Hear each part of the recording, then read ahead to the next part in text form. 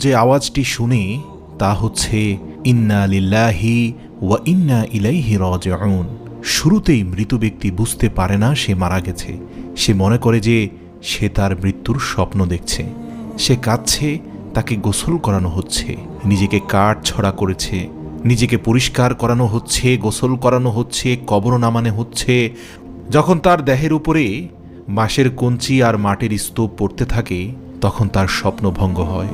তখন সে চিৎকার করে, সে বলতে থাকে, কিন্তু তার চিৎকার শুনতে পায় না কেউ। পরবর্তীতে যখন সবাই ছত্রভঙ্গ হয়ে যায় এবং মাটির নিচে একা একা থাকে তখন আল্লাহ তাআলা তার আত্মাকে পুনরুদ্ধার করেন। সে তার চোখ খোলে এবং খারাপ স্বপ্ন থেকে জেগে ওঠে।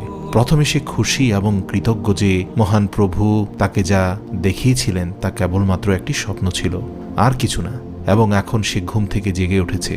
তারপর সে তার শরীরকে স্পর্শ করে যে